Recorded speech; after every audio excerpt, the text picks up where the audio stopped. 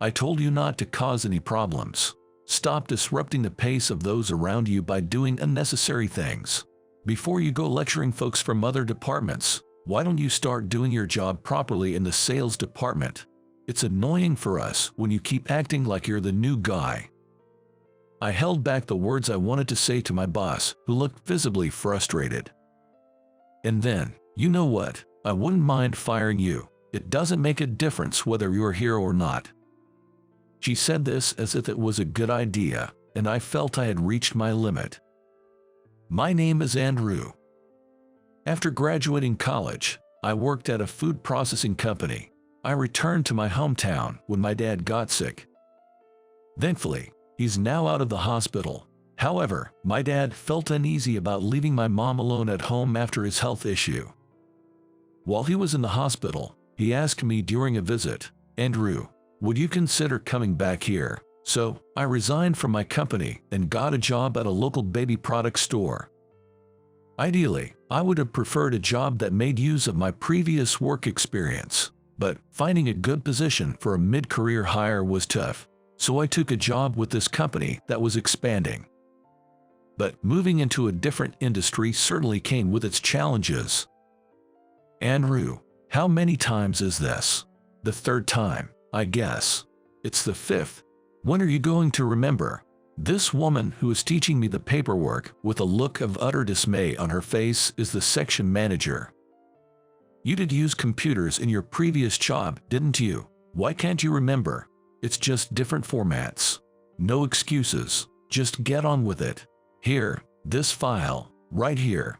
Yes, I have other things to do than just babysit you." She snapped, although she continued to help. I felt sorry for her as I struggled with paperwork I wasn't used to. In my previous job, I worked on site in the quality control department, which meant I didn't handle many documents and rarely had to create them. Although I managed to land a job in sales administration at my current company thanks to a certification I got in college, to be honest, I'm lost when they suddenly ask me to draft a document. I had been coasting by on templates alone, and now it was catching up with me. Man, maybe sales just isn't for me. It made me realize just how perfect my former job was for me. Plus, I had a girlfriend back then. She was a diligent office worker at the same company and often picked up the slack for me. But I couldn't muster the courage to ask her, a city girl, to move with me to the countryside, so I ended up breaking things off with her. I miss the lunches she used to pack for me, especially since I'm a bit picky with food. All the women I've dated before didn't like cooking for me, but she always struggled and made meals for me. I didn't want to inconvenience her, a woman who wholeheartedly devoted herself to me. Despite being the one to end things, I still have feelings for her.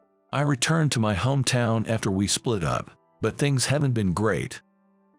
I contemplate quitting my job almost daily, but since I haven't been at this company for long, it might impact my job hunting prospects. So, for now, I'm just observing how things go. It's pretty much an escape from reality. While I'm discontented with my current situation and anxious about the future, I can't take the next step forward. One day, someone from the planning department brought up a collaboration project with a major food company. Our company is fairly large in the baby product business, and our mascot character is quite popular among customers. While we do well with apparel and toys, our own food brand wasn't selling too well. They wanted to put more focus on the food division, and this idea came up to stimulate interest and generate buzz. From the looks of my colleagues, it seems the other company wasn't too enthusiastic about the collaboration. After many meetings, we finally found a company willing to partner with us, and a meeting was scheduled at our office with their sales representative and our manager. This is a busy day, so don't cause any problems. No unnecessary questions either, my manager warned me in the morning. After finishing some tasks, I headed to the vending machines. On my way, I bumped into a representative from the other company coming out of the conference room. "You're Andrew, right? Don't you remember? We worked together before." Oh, Tony. Yes, I didn't expect to see you here. Did you leave your previous job? Are you now with the food division here? He bombarded me with questions. No, I'm currently in sales, I replied. Oh, Tony mumbled, almost to himself. That explains it. That explains it. What's that supposed to mean? I was about to ask him when my cell phone rang.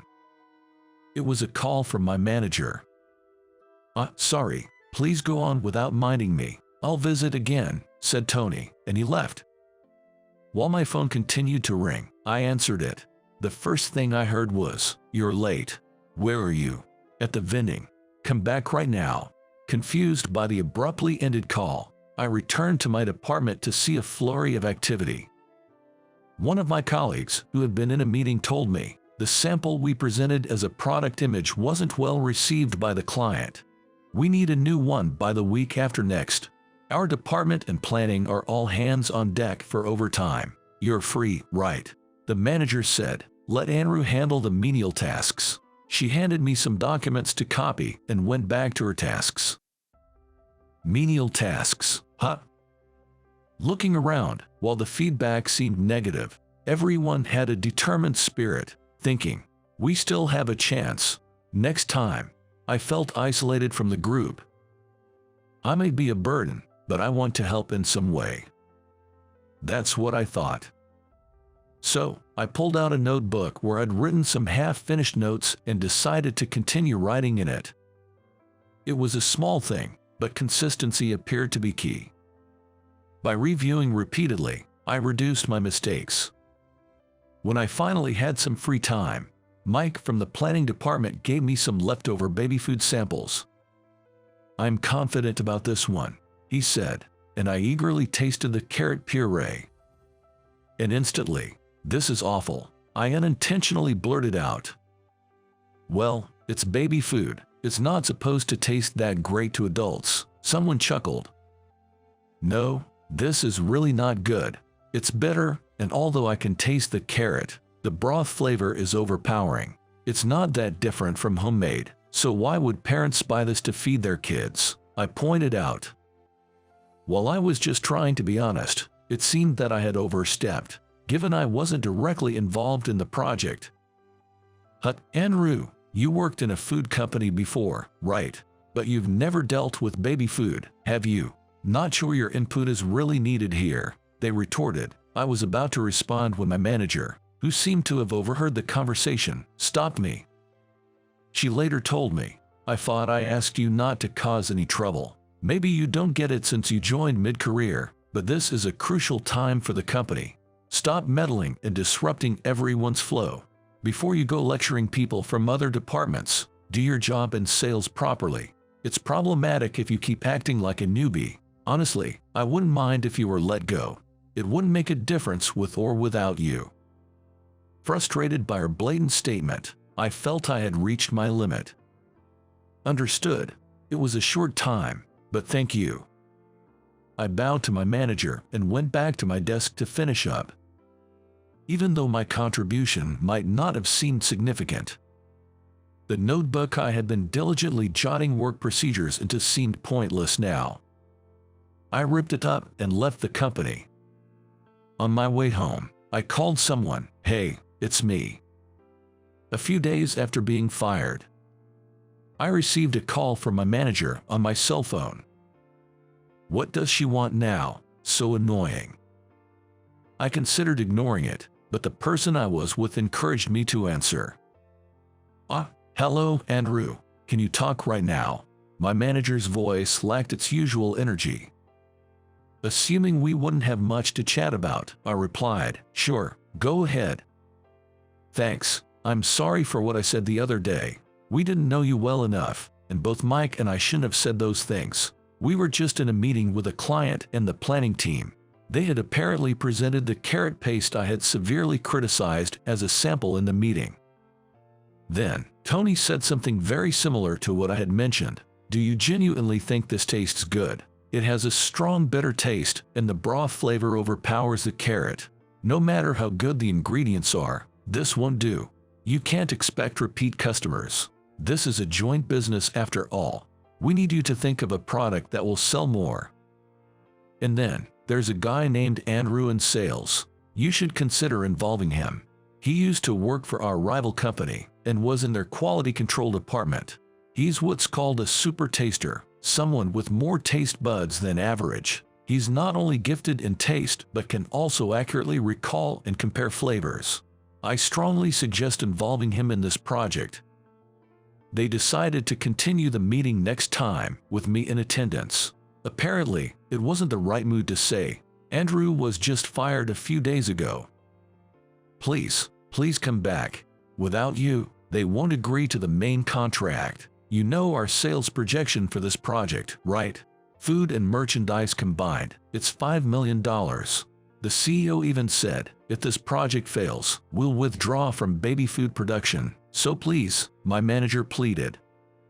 Ignoring her pleas, I told him, that's so. It's none of my business anymore since I've been fired. I wanted to thank you, manager, for giving me the chance to step away from such a narrow-minded workplace where we couldn't even exchange opinions between departments. Thanks to you, I've come to terms with my feelings. Good luck with the project. I hung up while she was still talking on the other end. Is everything okay now? Megan asked while driving. The day I was fired, on an impulse, I called my ex-girlfriend, Megan. I had reached my limit. I just want to hear her voice. In that moment, the word patience did not exist in my vocabulary. Andrew, hearing Megan's voice for the first time in months, I felt deflated. Megan, I'm going to ask you something really selfish. Please, let's get back together. After a long silence, she responded, if you let me slap you twice, counting the one from when we broke up, then sure. Thanks to that, my face was swollen today. Looking at my reflection in the car mirror, I asked, do you think it's okay to greet people with this face, just as the car stopped at a red light? Considering it's our old place, you look so handsome that they might even feel sympathetic. It's just perfect. Megan, pouting like a child. She has always been my savior, forgiving me no matter how much I hurt her.